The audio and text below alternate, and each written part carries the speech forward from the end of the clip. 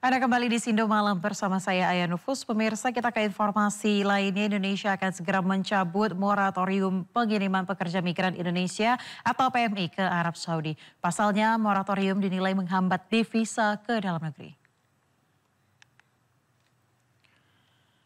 Ya, hal ini disampaikan Menteri Perlindungan Pekerja Migran Indonesia atau P2MI Abdul Qadir Karding usai mengikuti rapat terbatas dengan Presiden Prabowo Subianto di Istana Kepresidenan pada Jumat kemarin. Karding menjelaskan sistem perlindungan kerja di Arab Saudi saat ini telah mengalami perbaikan signifikan. Para pekerja di sana akan mendapatkan jaminan gaji minimal di angka 1.500 rial Saudi serta berbagai perlindungan kesehatan jiwa hingga ketenaga kerjaan.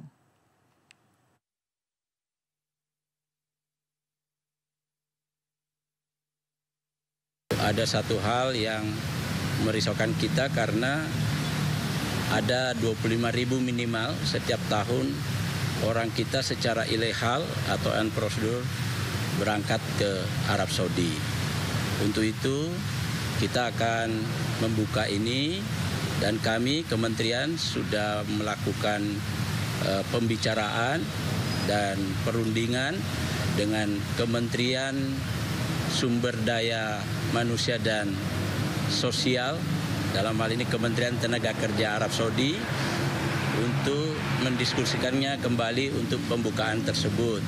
Itu yang kami laporkan kepada Pak Presiden, dan dalam waktu dekat ini MOU-nya akan ditandatangani di Jeddah. Untuk itu kami laporkan kepada Pak Presiden dan beliau alhamdulillah sangat setuju, dan kita ketahui bahwa pada kesempatan ini memang Arab Saudi menjanjikan sekitar 600.000.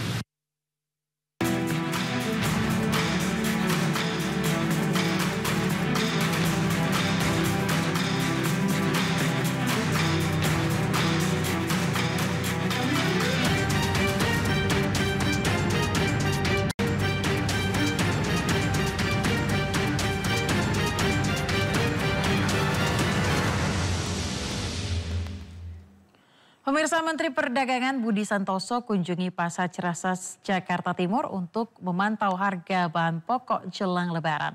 Menteri Perdagangan juga memeriksa keberadaan minyak goreng minyak kita.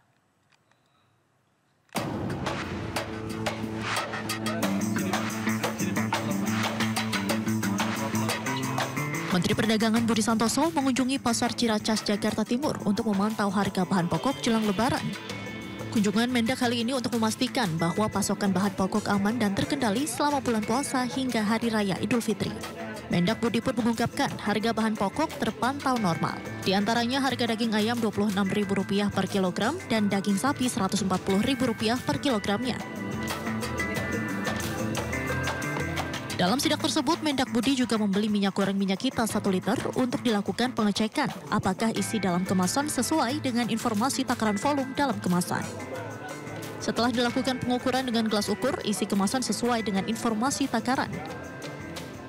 Harga minyak kita juga sesuai dengan harga eceran tertinggi, yakni Rp16.000 per 1 liter. Jadi cenderung harga-harga normal. Dan tadi kita lihat banyak ibu-ibu yang belanja untuk persiapan Lebaran. Jadi sekali lagi terima kasih kepada teman-teman, kepada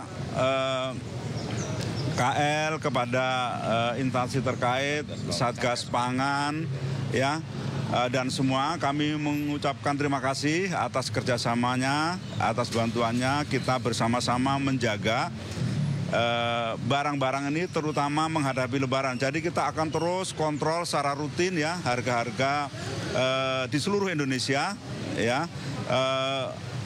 agar pasokan terjamin, kemudian harga juga stabil . Diketahui sidak dilakukan untuk memantau pergerakan harga bahan pokok di pasar, khususnya menjelang Hari Raya Idul Fitri. Dari Jakarta, Tim Liputan iNews melaporkan.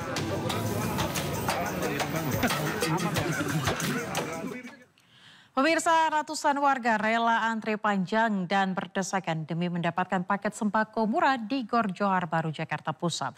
Meski harus antre lama, warga mengaku senang dapat membeli paket sembako murah seharga Rp50.000.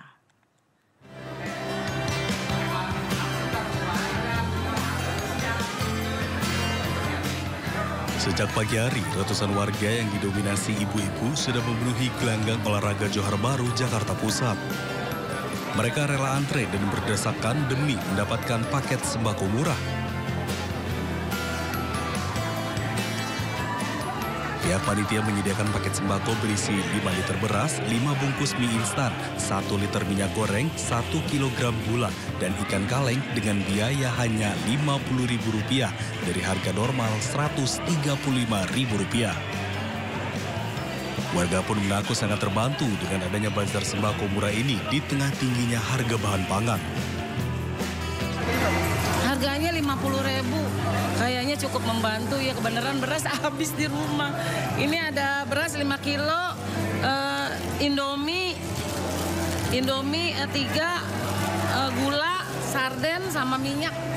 Ya untuk Rp50.000 ya jauh lebih murah sih, berasnya aja udah Rp50.000 sendiri biasanya kan. Lumayan. Membantu. Nah ini kan menjelang lebaran nih nanti Bu, kira-kira bazar seperti ini harus diperbanyak atau gimana? Iya dong, harus diperbanyak, lumayan buat mama. Pihak panitia menyediakan 1.000 paket sembako murah. Rencananya kegiatan bazar sembako murah akan terus digelar guna membantu warga mendapatkan bahan pangan dengan harga terjangkau. Dari Jakarta, Rani Sanjaya, iNews melaporkan. Pemirsa, meski Idul Fitri masih 2 minggu lagi, warga sudah mulai mengantri penukaran uang baru. Seperti yang terjadi di pelataran Masjid Agung Wates Kulon Progo, Yogyakarta, bahkan ada warga dari luar Wates yang ikut antri.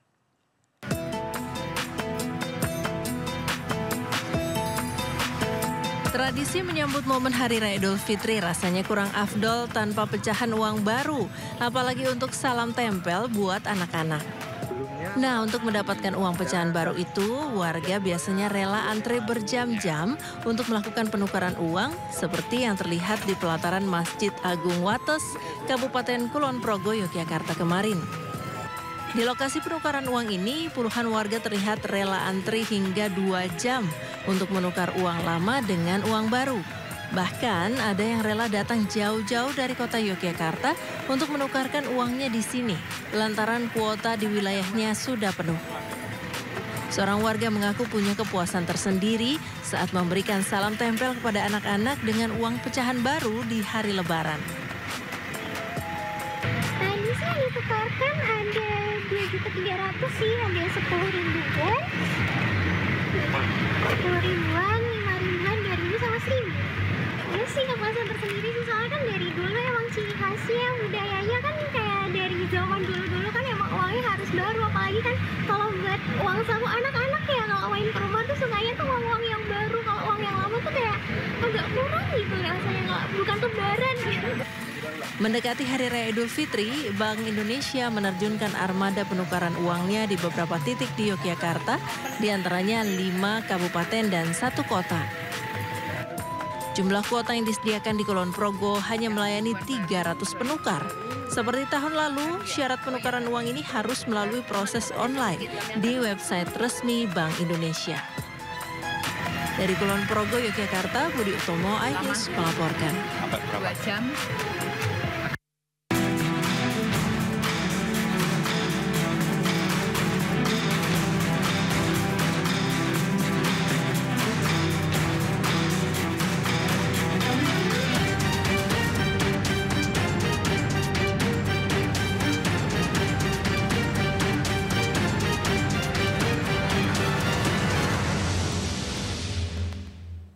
Pemirsa, jelang arus mudik Lebaran 2025, petugas gabungan mulai menggelar uji kelaikan kendaraan atau dikenal dengan uji KIR, baik di Jakarta maupun di daerah. Tak hanya itu, dilakukan juga tes urin untuk memastikan keamanan penumpang.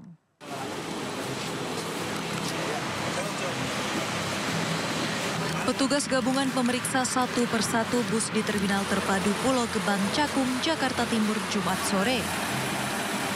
Pemeriksaan dilakukan dari ruang kemudi supir, pengecekan sabuk pengaman, fungsi rem, lampu, ketebalan ban, dan kelengkapan surat kendaraan. Selain itu, bus juga diperiksa apakah dilengkapi dengan alat pemecah kaca. Dalam proses ini, sedikitnya ada 4 unit bus yang ditemukan dalam kondisi tidak baik. Hal serupa juga dilakukan petugas gabungan di PO Bus Sahabat Kabupaten Bandung, Jawa Barat. Petugas memeriksa kelengkapan fisik serta administrasi kendaraan, mulai dari pemeriksaan fungsi rem, lampu, klakson, hingga jumlah kursi dalam bus. Tes urin juga dilakukan pada sopir bus yang akan bertugas di masa mudik Lebaran 2025. Kami datang di PO Sahabat di Kabupaten Bandung ini, yang pertama tujuannya untuk mengecek kesiapan kendaraan yang akan digunakan untuk mudik nanti di Lebaran tahun ini. Kemudian yang kedua, mengecek juga kesiapan personil, maksudnya pengemudinya, yaitu kita mengecek kesehatannya, juga melakukan cek urin, serta kita memberikan masukan-masukan terhadap para pengemudi dan pengelola untuk bagaimana bisa menyelenggarakan mudik ini secara aman dan nyaman. Pemeriksaan kondisi fisik, kelengkapan administrasi, juga tes urin untuk sopir bus ini dilakukan untuk memastikan mudik Lebaran 2025 berlangsung aman dan nyaman. Tim Liputan iNews melaporkan. Pemirsa, Kementerian Perhubungan memprediksi potensi pergerakan masyarakat selama libur Lebaran tahun ini mencapai 146 juta jiwa atau setara dengan 52% dari total penduduk Indonesia. Sementara itu puncak arus mudik sendiri diprediksi terjadi pada H-3 Lebaran atau 28 Maret 2025 mendatang.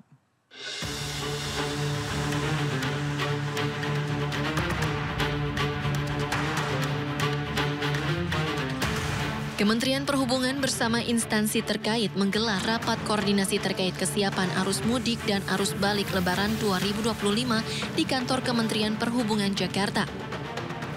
Pemerintah memperkirakan pergerakan pemudik sudah akan mulai pada 21 Maret 2025 meskipun kebijakan pembatasan kendaraan baru berlaku pada 24 Maret. Puncak arus mudik sendiri diprediksi terjadi 3 hari jelang Lebaran atau 28 Maret 2025 mendatang. Jumlah pemudik yang akan melakukan perjalanan ada sebesar 52% atau sebesar 146,48 juta. Dengan tujuan sebagai besar dalam untuk merayakan Idul Fitri atau sebesar 62,6%. Pilihan utama dalam responden untuk memilih moda angkutan selama liburan adalah mobil pribadi sebesar 23%, bus sebesar 16,9%, kemudian dilanjut kereta api 16,1%, pesawat 13,5%. Kita ke informasi selanjutnya, pemirsa. Pengelola Bandara Soekarno-Hatta terus meningkatkan fasilitas jelang mudik Lebaran. Salah satunya dioperasikannya kembali Terminal 1B untuk melayani penerbangan domestik. Pengoperasian terminal tersebut untuk mengurai kepadatan penumpang di Bandara Soekarno-Hatta. Setelah 6 tahun tidak digunakan imbas pembatasan penumpang karena COVID-19, mulai hari ini pengelola Bandara Soekarno-Hatta mengoperasikan kembali Terminal 1B. Suasana Terminal 1B hari ini dipadati sejumlah penumpang penerbangan domestik. Pengoperasian kembali Terminal 1B sebagai peningkatan fasilitas jelang arus mudik yang diperkirakan akan terjadi peningkatan jumlah penumpang pesawat. Menurut pengelola Bandara Soekarno-Hatta jelang arus mudik Lebaran, pengelola bandara memindahkan pengoperasian maskapai Citylink dari Terminal 3 ke Terminal 1B. Hal ini untuk keseimbangan jumlah penumpang di terminal. Baik, sesuai lokasi kita berada, salah satu yang kita lakukan menjelang arus mudik adalah melakukan rebalancing terminal, ya, baik dari sisi kapasitas dan juga rebalancing kursi udara. Salah satunya adalah per hari ini penerbangan Citylink sudah berpindah ke Terminal 1B. Nah, di Terminal 1B ini tentunya Citylink biasanya sehari melayani kurang lebih 18.000 penumpang. Artinya di Terminal 3 berkurang